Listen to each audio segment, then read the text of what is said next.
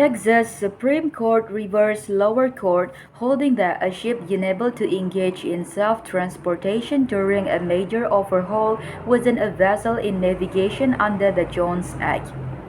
Over a four-justice decision, the Texas Supreme Court reversed the decision of the Court of Appeals and held that a drill ship undergoing a conversion wasn't a vessel in navigation for purposes for Jones Act seaman status. In an extensive opinion tracing the various proper and improper standards for determination of what qualifies as a vessel in navigation, the Texas Supreme Court ruled on June 16, 2017 that a ship taken out of service for a 20-month conversion and unable to engage in transportation during the entire time the plaintiff was working on board was out of navigation and therefore didn't qualify as a vessel in navigation under the Jones Act. In August 2012, Helix Energy Solution Group purchased a drill ship, the Helix 534, with plans to convert her into a well intervention ship for use in Texas. Contractors at the shipyard in Singapore completed the most significant conversion, removing obsolete equipment, configuring and installing well intervention equipment, and overhauling engine and other propulsion equipment. The work performed on the propulsion equipment left the Helix 534 unable to navigate on her own for a substantial portion of the conversion in the Singapore. In November 2012, near the beginning of the conversion, Helix hired Kelvin Gold as an able-bodied seaman to serve as an offshore worker aboard the Helix 534 once it was converted. He was sent to Singapore to familiarize himself with the Helix 534 while it was under conversion. Gold served two 28-day hitches on the Helix 534, December 2012 and March 2013, and a partial hitch in the late April 2013. During the time Gold worked aboard the Helix 534, the ship lacked the ability to navigate on her own. Gold claimed he was injured aboard the Helix 534 during his December 2012 and March 2013 hitches. His employment ended in November 2013. Helix paid Gold maintenance and cure but terminated benefit after Gold allegedly failed to follow his doctor's orders. Gold then sued Helix for additional maintenance and cure, punitive damage, and damage under the Jones Act. Helix moved for summary judgment on ground that the Helix 534, while undergoing a major conversion during the time Gold was aboard, wasn't a vessel in navigation, and that Gold therefore wasn't a seaman under the Jones Act. The trial court agreed and granted Helix's motion.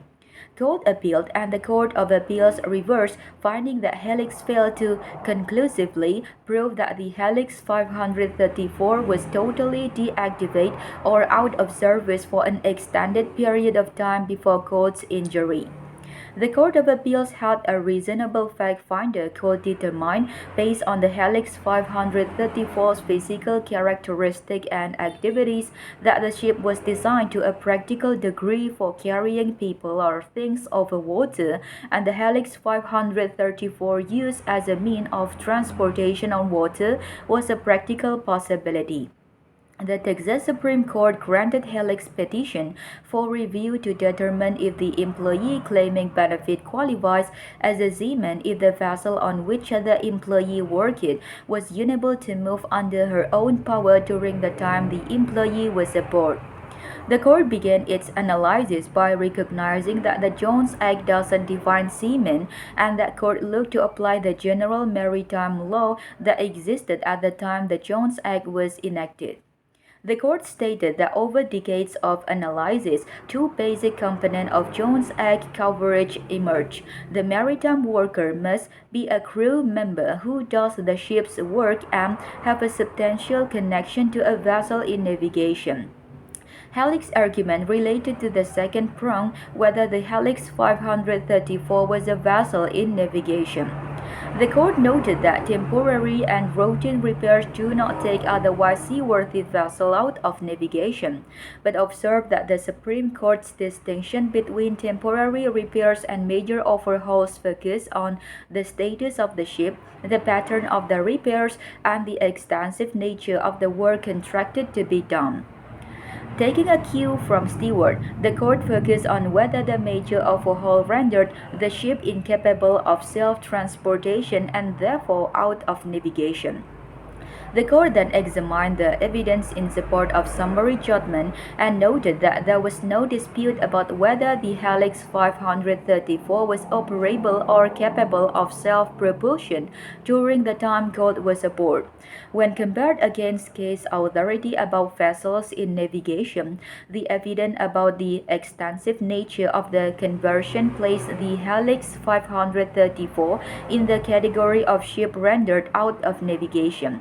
The court held that the Helix 534 wasn't a vessel in navigation, and Gold therefore could not be a Jones Act seaman, and reversed the Court of Appeal. The Texas Supreme Court explained that the Court of Appeal focused incorrectly on three factors: subjective evidence about vessel and seaman status, whether other individuals viewed the Helix 534 as a vessel, and whether Helix had reverted to Gold as an able-bodied seaman. Whether the Helix 534 was expected to sail again, and whether Helix conclusively proved that Helix 534 was totally deactivated or out of service for an extended period of time before Gold's injury. The Texas Supreme Court found that reliance on these subjective factors was improper and in conflict with established Supreme Court authority.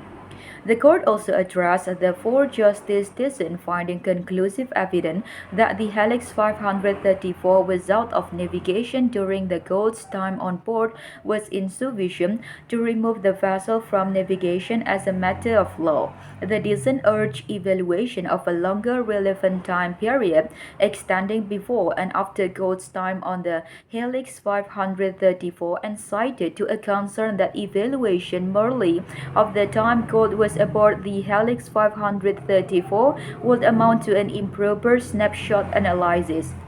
In response, the majority stated that the dissent's rule didn't exist and that in any event requiring analysis of a longer time period would introduce an analysis of precondition of a vessel in order to determine the significance of the overhaul. With regard to the snapshot concern, the majority noted that it didn't look merely at the status of the Helix 534 at the time of Gold's injury. Usually the concern about snapshot test, it looked at the status of the Helix 534 during the entire time he was aboard.